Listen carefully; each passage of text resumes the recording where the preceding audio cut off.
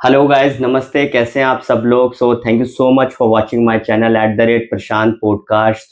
जैसा कि इस चैनल को बनाने का हमारा सबसे बड़ा कारण था कि हम हर हफ्ते कुछ ऐसी पर्सनालिटी से आपको रूबरू कराएं, उनके पर्सनल एक्सपीरियंस आप लोगों के आगे बताएं जो नेक्स्ट लेवल है और उन लोगों ने मार्केट में अपना ऐसा जलवा दिखाया हुआ है। तो आज हम सबसे पहले आपको मिलवाना चाहते हैं the one and only Anand Mishra sir. Hi. Hello sir, नमस्ते। कैसे हैं आप? मैं अच्छा हूँ, आप कैसे हैं? बिल्कुल फर्स्ट क्लास सर। सबसे पहले थैंक यू सो मच कि आपने अपने इतने बिजी शेड्यूल में से इतना स्पेशल टाइम हमारे लिए निकाला, उसके लिए बहुत मेहरबानी थैंक्स आपकी। Thanks thanks for coming. Sir, मैं सबको, अपने व्यूवर्स को बताना चाहूंगा, आनंद Mishra ji, I think sir, सन कौन से मैं अगर आपको बताऊं, आप डिस्क्राइब करेंगे कि आप एविएशन सेक्टर में कब से हैं और कब से आप कोचिंग दे रहे हैं, टीचिंग दे रहे हैं सर? 1993। 1993 में आपने मतलब अपने बैचेस स्टार्ट कर दिए थे सर? नहीं, बच्चों मैं 1993-94 में मैंने एक नेशनल एकेडमी है इंडिया की, जी। इंदिरा गांधी राष्ट्रीय उड़ान एकेडमी। ओके। शॉर्ट फॉर्म में सब उसको इग्रुआ कहते हैं। इग्रुआ। हाँ। ओके, ठीक है तो सर। मैंने इग्रुआ ज्वाइन किया था जी। और as a head of training रहा वहाँ पे लवली। और बच्चों को ट्रेन करता रहा। Rather Okay. We can say कि we are preparing the ab initio pilots for Air India and Indian Airlines. जी। तो हम लोग एबनिशियो पायलट्स को ट्रेनिंग देते थे ओके। और वहाँ पे मैं 2005 तक रहा। ओह और my God, it's a long period. उसके बाद मैं 2005 में मैंने वहाँ से छोड़ा जी। और अपना वेंचर शुरू किया। लवली। तो started from Ghaziabad, then from Ghaziabad we came to this place. Very nice, very nice. आपका अगर आपके बारे में परिभाषित करूँ तो 1993 में आपने ज्वाइन किया था सबसे पहले। जी जी। और उसके बाद 2005 में आपने अपना पर्सनल खुद का वेंचर स्टार्ट किया। जी जी। तो राइट नाउ आप इतने बच्चों को स्टडी दे रहे हैं, इतने बच्चों को पढ़ा रहे हैं। तो मैं आपसे बेसिकली एविएशन सेक्टर में सर, क्योंकि बहुत लोगों के मिथ्ये हैं, कई क्वेश्चंस आपने करना चाह रहा था मैं। कहा जाता है एविएशन सेक्टर अमीरों का कोर्स है, तो इसमें क्या सच्चाई है, कितनी सच्चाई है, कैसे है? देखिए, पैसा तो चाहिए, जी। पैसा चाहिए, बट ये कहना कि ये सिर्फ अमीरों का कोर्स है, मैं इससे सहमत नहीं हूँ। जी। क्योंकि बहुत सारे बच्चों को मैंने देखा है, हाँ बहुत जी। सारे पेरेंट्स को देखा है जी। जिन्होंने कैसे भी करके अपने बच्चे को पायलट बनाया है और मैं आज उनको जानता हूँ कि वो कई एयरलाइंस में आज बहुत हाई लेवल पे काम कर रहे हैं। हाँ जी। तो जनरली पहले तो इतना नहीं था, बट आजकल कोर्स काफ़ी कॉस्टली हो गया है। एग्जैक्टली। तो हाँ, जिनके पास पैसे नहीं होते वो अपना अपना घर को कोलेटरल रख के, अपने जमीनों को कोलेटरल रख के पैसे इकट्ठा करके बच्चों को जी। पायलट बनाते हैं। पर मैं ये नहीं मानूंगा कि सिर्फ अमीरों का है। बहुत सारे बच्चे हैं जो बहुत ही टफ कंडीशन में वो एज अ मिडिल क्लास भी हाँ, हैं, मिडिल क्लास है, बहुत लोअर क्लास क्लास को भी भी है। मैंने देखा है पायलट बनते हुए। आपके स्टूडेंट रह चुके हैं जो। बिल्कुल, मेरे स्टूडेंट रह चुके हैं और जितना हम लोग भी कर पाए हमने भी उनकी मदद की। जी। तो ऐसा नहीं है सर, आपके इतने बड़ी जर्नी में मैं आपका अगर कोई एक्सपीरियंस जानूं कि कोई मिडिल क्लास का या लोअर क्लास का कोई बच्चा हो जिसको आपने एक पर्सनल ट्रेन किया और राइट नाउ वो एक ऐसी डेजिग्नेशन पे पहुंचा हो जिसका कोई जवाब नहीं। अब मैं उन बच्चों का नाम तो नहीं लूंगा, बट हाँ, कुछ बच्चे हैं जिसके फादर पंचर की दुकान पे पंचर जोड़ते थे। Seriously sir? और उनके एम इतने हाई थे उस बच्चे के? वो बच्चा था, हाँ, वो जरा सा ये था कि SC/ST कैटेगरी में फॉल करता था, तो उसको कुछ गवर्नमेंट ने भी मदद की। और कुछ आपके एयरलाइंस के पायलट्स ने भी उसकी बड़ा सपोर्ट किया। अरे वाह। तो वो उनके प्लेटफॉर्म पे गया था, तो उसने मदद मांगी और सबने दिया। जी। तो आज फ्लाई कर रहा है। Very nice. एक लड़का और है जी। वो भी ऐसे ही करके, और वो बीच में उसने CPL पूरा किया, फिर किसी वजह से बीच में कुछ उसको रुकावटें आई, फिर वो मेट्रो का भी ड्राइवर बना। अच्छा। मेट्रो भी चलाई उसने। और उसके बाद अब आज फिर वो भी एक अच्छी एयरलाइंस में फ्लाई कर रहा है। तो ये तो एक आध दो केसेस हैं, बहुत सारे बच्चों को मैं जानता हूँ जी, जिन्होंने इस लेवल पे आके किया है अपना। तो वो उनकी हिम्मत की दाद देनी पड़ेगी, उन्होंने हिम्मत नहीं हारी। तो वो कर गए आज। और ये तो एक दो बच्चे हैं जिनके बारे में बता रहा हूँ, मैंने बहुत सारे ऐसे बच्चों को देखा है। माय गुडनेस, ये तो बहुत बड़ी बात आपने बताई। और जो बहुत अमीरों के बच्चों को जिनको पैसे की कमी नहीं थी उनको ज्वाइन करके और कोर्स कंप्लीट न करते हुए भी देखा, क्योंकि उनके पास पैसा इतना है। वही कह रहा है। तो ऐसा नहीं है, ये कहना गलत होगा कि अगर पैसा है तभी पायलट बन सकते हैं। जी। हिम्मत नहीं हारी है, भगवान रास्ता दे ही देता है। तो सर, मेरे को ना कई आपसे क्वेश्चंस आज इस पॉडकास्ट में पूछने हैं कि इसका सर, अगर कोई पायलट ट्रेनिंग के लिए जाता है तो इसका क्या क्राइटेरिया होता है? आपको क्या इसका सर्कमस्टांसेस होते हैं कि आपका एज इतना होना चाहिए, हाइट आपका इतना होना चाहिए, आपका बैकग्राउंड मतलब साइंस स्ट्रीम से होना चाहिए? बिल्कुल बेसिक से मैं शुरू करना चाहता हूँ आज। देखिए कई साल पहले जी। सबसे पहले ये जानिए कि जैसे एक इसकी एक मॉनिटरिंग अथॉरिटी है ओके। जिसको हम आईकाओ कहते हैं, इंटरनेशनल सिविल एविएशन ऑर्गेनाइजेशन। ठीक है सारे जी। रूल्स वही बनाते हैं और ओके जी। उसको उस रूल्स को आपकी जितनी कंट्रीज हैं इस वर्ल्ड में हाँ जी। वो उन रूल्स को फॉलो करती हैं। ठीक है सर। उससे कम नहीं कर सकते, उस रूल के ऊपर जा उससे क्वालिफिकेशन के ऊपर जाके कुछ करना चाहें तो कर सकते हैं। अच्छा। अब जैसे अगर उन्होंने, जैसे आईकाओ है, इंटरनेशनल सिविल एविएशन ऑर्गेनाइजेशन है, हाँ जी। जो मॉन्ट्रियल में है कनाडा में, तो अब उन्होंने कहा है कि 10+2 विद एनी स्ट्रीम होना चाहिए। ठीक है। ठीक है, तो आज भी यूएस में, ब्रिटेन में, ऑस्ट्रेलिया में बहुत सारी कंट्रीज हैं जहां पे 10+2 इन एनी स्ट्रीम है, अच्छा। या बीए है, आर्ट्स है, कॉमर्स है, कोई भी कोई भी साइड कर से सकता आप। है। जी। इंडिया में भी 1994 तक जी। एनी स्ट्रीम था, ठीक है सर। लेकिन बिकॉज ऑफ सम रीजन यहाँ का जो डीजीसीए है, डायरेक्टर जनरल सिविल एविएशन, जो यहाँ की मॉनिटरिंग अथॉरिटी है, हाँ जी। उसने वो 10+2 विद फिजिक्स मैथ्स कर दिया। विद फिजिक्स हाँ, मैथ्स कर तो दिया। अब ये कि आज भी various part of the world वो 10+2 इन एनी स्ट्रीम लेते हैं, बट इंडिया में 10+2 विद फिजिक्स मैथ्स लेते हैं। ओके ओके ठीक ओके। है, बट उसके लिए भी बाद में बहुत सारे बच्चे ऐसे थे जो कॉमर्स के थे या आर्ट्स के थे, हाँ जी। अगर वो पायलट बनना चाहते थे हाँ तो जी।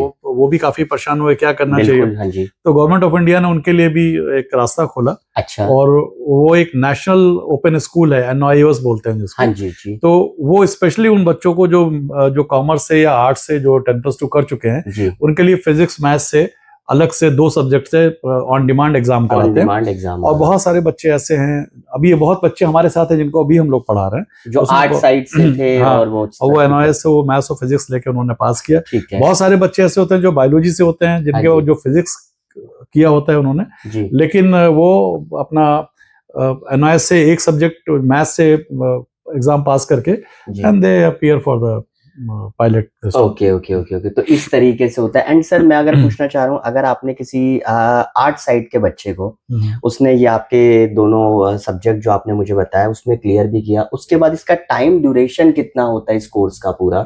देखिए, सबसे पहला क्या होता है, बच्चा जब आता है जी। तो सबसे पहले जो हम उसको एडवाइस करते हैं, अपना मेडिकल कराए।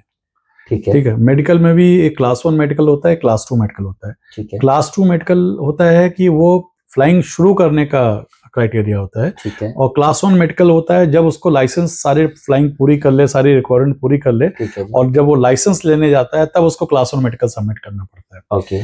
तो बहुत सारे बच्चे ऐसे भी मैंने देखे जिन्होंने क्लास 2 मेडिकल करके और फ्लाइंग शुरू कर दी, बहुत पैसा करके, सब कुछ करके, सारे डॉक्यूमेंट्स पूरे कर लिए, सारी फ्लाइंग पूरी कर ली, हाँ जी। और उसके बाद जब वो क्लास 1 मेडिकल कराने गए तो फेल हुए, तो उनका सारा पैसा सब कुछ सब जीरो हो तो गया। सर वो मेडिकल का क्या तो मतलब सिस्टम होता उसमें है? उसमें अभी हम सबको ये एडवाइस करते हैं कि दोनों मेडिकल करा के, क्लास 2 और क्लास 1 मेडिकल करा के, क्लास 2 मेडिकल ये होता है कि वो जैसे वो बच्चे का वो कलर ब्लाइंडनेस है, उसका हाइट का भी होता होगा। हाइट का बहुत ज्यादा इशू नहीं हो गया जब से एयरक्राफ्ट में एडजस्टेबल सीट्स आ गई हैं। अच्छा अच्छा अच्छा। तो तो हाइट का हाइट का नहीं, ऐसा भी नहीं, लेकिन मैंने अपने बच्चों को देखा है, बहुत सारे हाँ जी। लड़कियों को जो 5 फीट या 4.9 फीट की रही हैं, वो भी आज पायलट है। अरे और वाह जो यार, 5 फीट 2 इंचेस के बच्चों को भी मैंने देखा।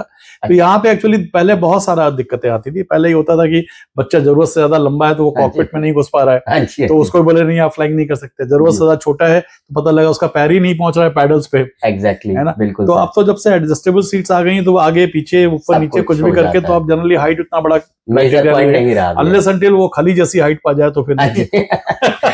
5 फीट 1 इंचेस 5 फीट 2 इंचेस से बच्चे हैं जो फ्लाई कर रहे हैं। जी जी जी जी जी जी जी, दैट्स ग्रेट। बहुत तो सारे। इसका सर अगर ड्यूरेशन पूछा जाए और सब्जेक्ट्स पूछे जाए। देखिए, तो पहले तो क्लास 2 मेडिकल कराते हैं, जिसमें Correct है आपके जी। कलर ब्लाइंडनेस, आपका ईएनटी, ईयर नोज और थ्रोट का ठीक देखते है। हैं, आपका वेट देखते हैं, ठीक है। बीएमआई वगैरह देखते हैं, ठीक है। आपका ब्लड टेस्ट वगैरह कराते हैं। ठीक है। और जब वो हो जाता है तो हाँ। फिर आप वो सारा आपकी मेडिकल रिपोर्ट डीजीसीए, जो डायरेक्टर जनरल सिविल एविएशन है, जिसकी मॉनिटरिंग अथॉरिटी है, जी। उनके पास जाता है, और वहां से फिर उनके डॉक्टर्स को उस डॉक्यूमेंट्स को चेक करके एक असेसमेंट इशू करते हैं कि अच्छा। Now you are fit, medically fit. ठीक है जी। उसके बाद हम लोग अभी एक एडवाइस करते हैं कि क्लास 2 मेडिकल क्लियर हो जाए तो क्लास 1 मेडिकल भी चले जाएं। ठीक तो है क्लास 1 मेडिकल जनरली ये एयरफोर्स के जो वो होते हैं, जैसे धौला कुआं है या हिंडन एयरफोर्स है जी। या बैंगलोर में इनका मेडिकल सेंटर है, वहां पे क्लास 1 मेडिकल होता है जो बहुत डिटेल में होता है। अच्छा, मतलब समझ लीजिए जो आपका क्लास 2 मेडिकल होता है उसका एडवांस वर्जन होता है। ओके, उसमें मतलब आपकी सारी चीजें जो भी होती है, जो और एडिशनल चीजें होती ठीक है है सर, वो करते हैं। अगर वो क्लियर हो जाता है जी, then I will recommend that you go for flying. Flying, okay. तो उसके बाद रहता है, एंड फ्लाइंग के भी सर मैंने देखा है कई जगह कहते हैं हम आपको अर्जेंटीना में फ्लाइंग करवाएंगे, हम आपको यहाँ कराएंगे, तो उसका भी स्लैब एक अलग अलग होता है प्राइसिंग का? हाँ, हर कंट्री का अलग अलग होता है, हर कंट्री का अलग अलग। अब जैसे यूएस की जो फ्लाइंग है, क्योंकि फ्यूल वगैरह सब कुछ उन्हीं अपना है, डॉलर उनका उनकी करेंसी है, ठीक है तो जी, वहाँ पे फ्लाइंग कॉस्ट तो इट अपीयर्स टू बी लो, लेकिन वहाँ रहने की कॉस्ट इतनी ज्यादा आती है, वहाँ का एयर टिकट ही और इतना ज्यादा आता है। जी, तो बच्चे क्या करते हैं, वो सोचते हैं कि अच्छा वहाँ तो 40-40,000 डॉलर में हमारी हाँ, फ्लाइंग हो जाएगी, जी, बट पता लगा जब वहाँ पहुंचे तो हाँ, फ्लाइंग में जो बचाया नहीं उससे ज्यादा रहने खाने पीने रहने में, आने खाने जाने में में हो निकाल गया, दिया। जी, तो जनरली हर जगह का सारा मिला के फिर वापस लौट के आओ इंडिया में, कन्वर्जन कराओ, हाँ उसकी जी, अलग कॉस्ट आ जाती है। अच्छा, तो मतलब ये मान के चलिए कि टोटल जो कॉस्ट आती है वो लगभग 50 to 55 lakhs के आसपास आती है, सारा ठीक है खाना सर, पीना रहना आना जाना करके, वो सब कहीं से कुछ, भी करे। ठीक है, और टाइम ड्यूरेशन है कि कहने के लिए लोग कह देते हैं कि साहब हम 8 महीने में करा देंगे, हम 10 महीने में करा देंगे, हम 12 जी, महीने में करा देंगे। जी, लेकिन जो मेरा अपना एक्सपीरियंस है हाँ कि जी, किसी भी हालत में आपका 2 साल से कम नहीं लगता। 2 साल आपको हाँ, तकरीबन देने ही पड़ेंगे, तब बिल्कुल जाके आप पूरे बिल्कुल। इसमें परिपक्व हो पाएंगे। जी जी, एरोनॉटिकल इंजीनियरिंग में जी, और मास्टर्स किया था मैंने स्पेस रॉकेटरी में। जी तो सर, करियर की शुरुआत ही मैंने एज ए लेक्चरर की थी बीआईटी रांची में, very and I nice, was teaching master of engineers. Lovely, और वहाँ से फिर मैं बहुत सारे आर&डी जो ऑर्गेनाइजेशंस हैं, हाँ जैसे जी, विक्रम साराभाई है, नेशनल एरोस्पेस लेबोरेटरी है, जी, एचएएल है, डीआरडीओ है, वहाँ पे भी हम लोगों ने काम किया।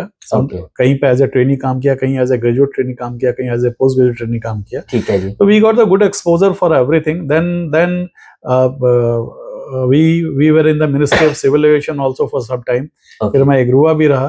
तो और शायद मैं उन लोगों में से हूँ जिसने पायलट्स को भी पढ़ाया, एरोड्रम ऑफिसर्स को भी पढ़ाया, सिविल एविएशन ट्रेनिंग कॉलेज जाके मिनिस्ट्री ने हम लोग को वहाँ भी इन्वॉल्व किया था। जी सर, और अगर मैं ये कहूँ कि मैं हिंदुस्तान का पहला आदमी और विश्व का 5वां हूँ जिसने पहली बार पायलट के लिए ग्रेजुएशन प्रोग्राम इंट्रोड्यूस किया था इग्रुआ में रहते हुए, अरे वाह यार, बहुत ही तो बढ़िया गलत सर, नहीं है।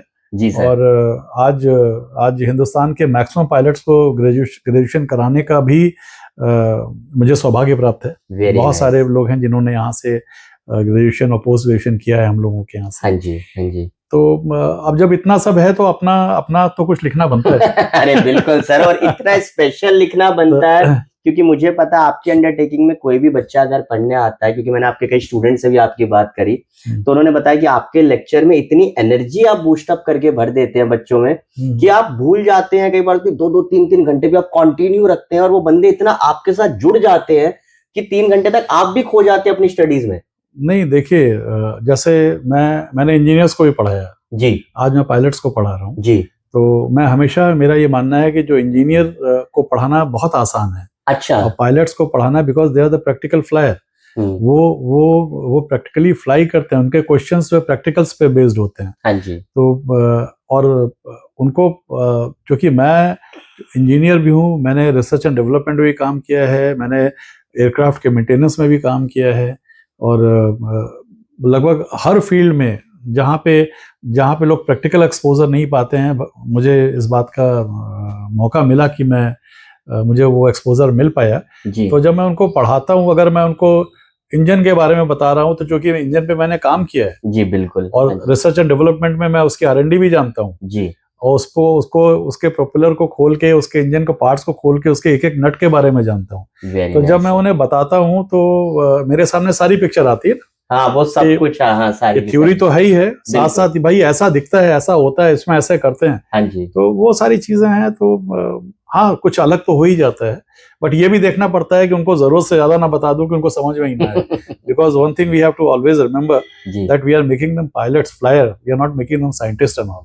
एग्जैक्टली, तो वेरी, बहुत बड़ी बात बताई आपने कि दोनों में डिफरेंस आपने हाँ, समझाया, बिल्कुल, तो हमें बच्चे हैं, उनको अच्छा लगता है कभी कभी जो चीज़ उनको नहीं चाहिए वो भी जानना चाहते हैं। जी, तो वो हमें देखना है कि हमें उन्हें कहाँ पे रिस्ट्रिक्ट करना है कि भाई अब यहाँ तक ठीक है, बस तुम्हारे लिए इतना ही ठीक है। जी, तो वो God has given me that opportunity, that exposure, कि मैं आज उनको नहीं, ये उस बहुत हिसाब से बड़ी बता बात है कि सकता आप हूँ। ऐसी चीज कर रहे हैं। एंड मेरे को सर आपसे ये भी चीज जाननी थी कि राइट नाउ पायलट बनने के बाद उसके कुछ पॉजिटिव या नेगेटिव इम्पैक्ट भी पड़ते होंगे, क्योंकि पायलट्स के पास ऐसा कुछ नहीं रहता कि आप परमानेंट एक ही जगह पे रहेंगे।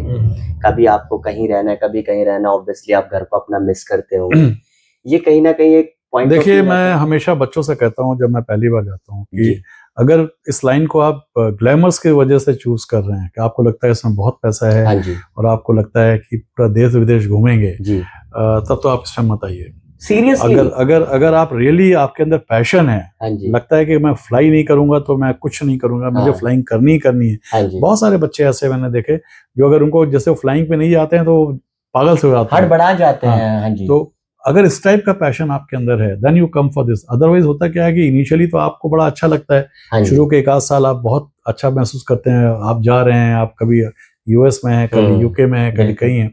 लेकिन उसके बाद धीरे धीरे जब ये रूटीन हो जाता है और आप जब पता लगा 16-16, 17-17 घंटे की फ्लाइट करके आप जा रहे हैं, बिल्कुल और सबसे ज्यादा जो डिस्टर्ब होती है वो आपकी फैमिली लाइफ डिस्टर्ब होती है ना। वो बच्चों से नहीं मिल पा रहे हैं, आप जा रहे हैं, कुछ टाइम आपका रेस्ट का टाइम होता है जो जी लेबर वगैरह होता है।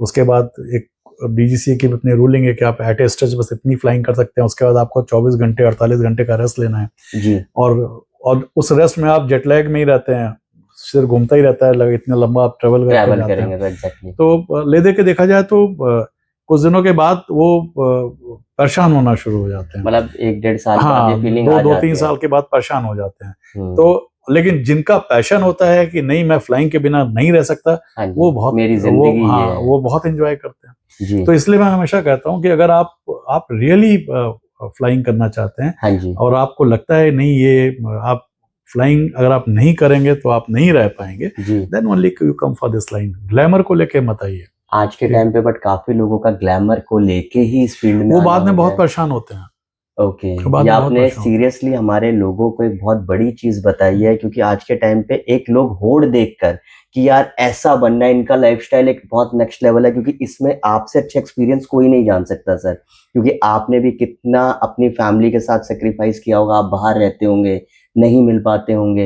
एंड जो आप सिचुएशन आज बता रहे हैं कि इसका सबसे बड़ा नेगेटिव पॉइंट है कि आप कहीं ना कहीं अकेले पड़ते हैं थोड़े टाइम बाद। बिल्कुल पढ़ते हैं। वो तो आप सोचिए ना कि आप शुरू में तो आप एंजॉय करते हैं कोई चीज को, जब वो रूटीन हो जाता है, रूटीन होने के बाद भी अगर एंजॉय कर रहे हैं जी तब तो आप असली पायलट सही बात है, बिल्कुल। नहीं, दैट्स ग्रेट, आपने बहुत अच्छी बात बताई। बट अगर मैं इसके पॉजिटिव पॉइंट जानना चाहूँ, but about the salary packages, right? देखिए, सैलरी पैकेज के बारे में भी लोगों की बड़ी गलतफहमी है। जी कहते हैं पायलट बन जाओ तो 15 लाख पाओगे, 12 लाख हाँ, पाओगे, जिंदगी सवर गई पूरी बहुत की हो गया। पूरी। बट जी आप ये समझिए कि आप ठीक है 12 लाख आप पाएंगे, जी 10 लाख आप पाएंगे, जी बट वो कब पाएंगे?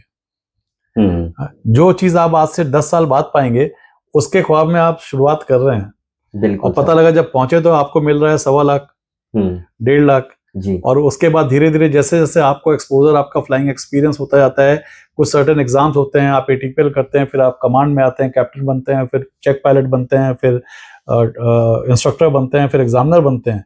जब आप उस लेवल पे पहुंचते हैं जिसको जिसको पहुंचने में आपको करीब 12 से 15 साल लग जाते हैं, हाँ जी, तब जाके आपको 12 लाख मिलना शुरू होता है, माय गुडनेस, जिसकी बात हम लोग शुरू से कहते शुरू हैं। से करते हैं। हाँ तो जी अगर आप ये देखिए कि आप किसी भी इस प्रोफेशन को पाने के लिए आप 1 करोड़ 1.25 करोड़ रुपए खर्च करते हैं। बिल्कुल सारा लग आपका जाते हैं सर। एयरबस की ट्रेनिंग हो गई, आपकी इनिशियल ट्रेनिंग हो गई, हाँ जी एयरलाइंस की ट्रेनिंग हो गई।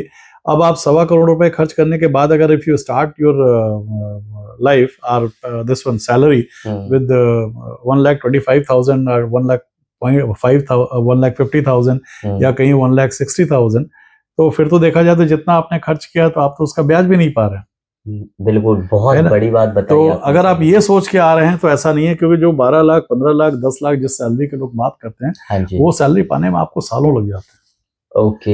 ठीक ये सर पायलट वाले चीज में एक चीज आपने बहुत अच्छी बताई।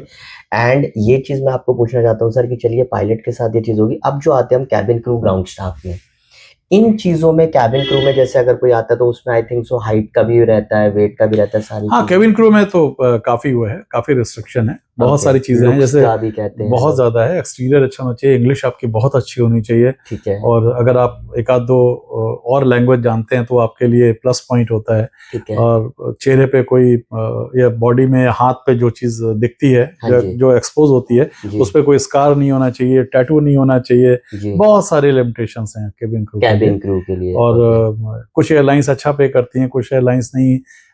और वर्किंग बहुत टफ है कैबिन केबिन क्रू क्रू की की भी भी, सबकी बहुत बहुत टफ है। टफ है। 20 लगातार फ्लाई करते रहना, पैसेंजर्स से डील करते रहना। हाँ समटाइम जी। They get humiliated also by the passengers. उसके बाद भी चेहरे की मुस्कुराहट को बनाए वो क्योंकि रखना, वो स्माइलिंग फेस आपको वो दिखाना ही करते दिखाना है रहना। सर। जी। कितना भी ह्यूमिलेट हो जाइए आप, जी। लेकिन आपको जाहिर नहीं करना है। तो जॉब तो बहुत टफ है, बहुत टफ है। मतलब जो अगर एक मैं देखूं आपसे, मेरे को सुन के इतना अजूबा सा लग रहा है, क्योंकि मैं दुनिया के आगे जब बातें सुनता हूँ हर कोई, यार काश कैबिन क्रू में हो जाऊं, ग्राउंड स्टाफ में हो जाऊं, वो हुए पायलट नहीं इसमें हो होते जाऊं। ना। हाँ काश, वो काश जो होता है कि लाइफ आप इन्हीं नहीं, की है। आप यही देखिए ना, देखिए मैं ये नहीं कहूंगा लाइफ खराब है, लाइफ बहुत अच्छी है। हाँ बिकॉज जी। छोटी सी उम्र में वो बच्चे जहां लोग सोच नहीं सकते वहां वहां तक वहाँ घूम जाते आते हैं, हैं। हाँ सब कुछ कितना उनके लिए होता एक्सपोजर है। मिलता है, बड़े बड़े बिल्कुल अच्छे अच्छे होटलों का, अच्छी लाइफ स्टाइल का। बिल्कुल। आप दुनिया आपकी मुट्ठी में होती है, सब कुछ है। एग्जैक्टली यू पूरा का बट पूरा। हाँ, बट उस दुनिया को अपनी मुट्ठी में करने के लिए आप क्या पे कर रहे हैं वो भी तो देखिए ना। बिल्कुल एग्जैक्टली। तो सर अगर मैं आपसे पूछूं कैबिन क्रू के लिए, उनके लिए क्या सिनेरियो रहता है कि उनको कितना कोर्स का फीस पे करना होता है बेसिक उनके लिए अराउंड देखिए 70? केबिन क्रू का तो आज देखिए तो मशरूम की तरह आप कहीं भी चले आइए, एक केबिन क्रू का ट्रेनिंग इंस्टीट्यूट खुला हुआ है, क्योंकि हर जगह। हाँ इसके जी लिए सर। कोई सरकार से किसी से अप्रूवल की तो जरूरत है नहीं। ठीक है सर। तो कहीं भी लोग दुकान खोल के बैठ गए हैं कि आइए एयर होस्टेस बनिए। तो पहली बात तो यह है कि जो ये कहता है कि हम आपको 6 महीने में या 1 साल में आपके इंग्लिश बहुत सुधार देंगे, ऐसा हाँ कर जी। देंगे, तो वो तो, क्योंकि देखिए ये तो एक फ्रैंकली स्पीकिंग ये अपना भी एक इनबॉर्न क्वालिटी होती है बच्चे की, बिल्कुल इनहेरेंट प्रॉपर्टी जिसको कहते हैं, इनबॉर्न क्वालिटी है कि अगर वो ट्रेनिंग नहीं भी करता है, वो अच्छी पढ़ाई लिखाई हुई है, अच्छी उसकी इंग्लिश है, जी अच्छे उसमें रहा है, तो वो बिना किसी इंस्टीट्यूट को ज्वाइन किए भी बन जाता है। जी ठीक है, बिल्कुल। वैकेंसी आती रहती है। अब आप यही देखिए ना, कंटिन्यूअस एवरी डे आपका इंटरव्यू जा रहा है। कितना केबिन क्रू चाहिए भाई किसी भी एयरलाइंस को? हाँ एक क्योंकि लिमिट ही होगा हाँ, तो यार। उसका रीजन रोज रिक्रूटमेंट हो रहा है, क्यों हो रहा है? क्योंकि जितने जा रहे हैं उतने छोड़ भी रहे हैं, अच्छा हर हाँ। दिन छोड़ रहे हैं, बिल्कुल है ना? बिल्कुल क्योंकि बिल्कुल। जो वहां पे 2 साल जिसने काम किया वो पागल हो गया, उसने छोड़ दिया। हाँ जी फेड अप ठीक है, होके। फेडअप होकर छोड़ दिया, हाँ क्योंकि जी। रोज वही लाइफ स्टाइल, वही जाना, वही सर्व करना, वही सब हाँ करना। तो शुरू में तो बहुत अच्छा लगता है। हाँ जी। हाँ, लेकिन कुछ लोग ऐसे भी हैं जो इसको एंजॉय करते हैं, और हाँ वो तो मैंने कहा वो ग्लैमर के लिए नहीं आया, वो अपने सेटिस्फेक्शन वो के लिए आया। पैशन है उनका। पैशन है उनका। उनका तो पैशन बस सीधे देखिए, फाइनली यही है कि अगर रियली आपके अंदर पैशन है है जी। केबिन क्रू बनने का, यो बनने का, पायलट बनने का, तभी आप इस लाइन में इस आइए। फील्ड में बहुत आइए। ज्यादा ग्लैमर से प्रभावित होकर मत आइए। मत आइए। तो एक बहुत बड़ी चीज हमारे को सर ने बताई कि अगर आप ग्लैमर की वजह से इस फील्ड में आना चाह रहे हैं तो एक तरीके से आप वेस्ट ऑफ मनी कर रहे हैं अपना, क्योंकि इसमें एक बहुत बड़ा अमाउंट आपका लगता है, और आपको ऐसे टीचर मिलना भी एक बहुत बड़ी बात है। जो रियलिटी है कि सर ने बताया आज के टाइम पे बहुत जगह ऐसे इंस्टीट्यूट्स खुले हुए हैं जो अलग अलग तरीके से कोचिंग दे रहे हैं। तो सर मैं आपसे बस एक कुछ ही चंद शब्द पूछना चाहूंगा कि सर जिस तरीके से आज के टाइम में ये माहौल बना हुआ है, इंस्टीट्यूट भरे हुए हैं, बच्चे आ रहे हैं, बच्चे पागलों की तरह लगे पड़े हैं, तो बच्चे कैसे समझे कि ये टीचर हमारे लिए परफेक्ट है या इंस्टीट्यूट परफेक्ट है? मेरा तो ये मानना है, पहली बात, सोशल मीडिया से प्रभावित होकर किसी भी जगह जाके सीधे पैसा नहीं देना चाहिए। आजकल क्या हो रहा है कि सोशल मीडिया पे बहुत अच्छे अच्छे पढ़ाने वाले बैठे हुए हैं, बट वो सोशल मीडिया पे उतने इफेक्टिव नहीं है, तो लोग उनके पास पहुंच नहीं पाते हैं। ओके। ठीक है, और बहुत सारी जगह है जब बच्चे वहाँ सोशल मीडिया में खूब कर रखा है, गूगल की कुछ अच्छी मार्केटिंग, अच्छी रैंक पा गए हैं, और बच्चे जब भी वो जाते हैं उस पायलट बनना है कहाँ जाएं, तो पता लगा वो वहीं पहुंच गए, और जब बच्चे वहाँ पहुंच के वो पूरा पैसा जमा कर देते हैं जी। और उसके 1-2 दिन बाद पता लगता है कि गलत फंस गए, फिर भागना शुरू करते हैं।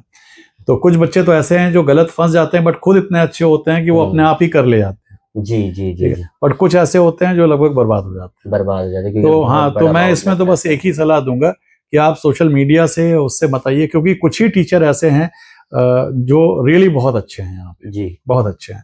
अब और बाकी जो हैं वो सब सोशल मीडिया के सहारे सहारे हैं। हैं। और उसमें क्या होता है कि वो बच्चे आए, एक बार 50-60 बच्चे पहुंच गए, पैसा उनको तो पैसा मिल गया, बाद में बच्चों का जो उनका हो बैच स्टार्ट हो गया उनका that's हो it। गया। अब बीच में फिर बहुत सारे छोड़ जाते हैं, समझ में नहीं हाँ आता। जी। तो ये दिक्कतें हैं।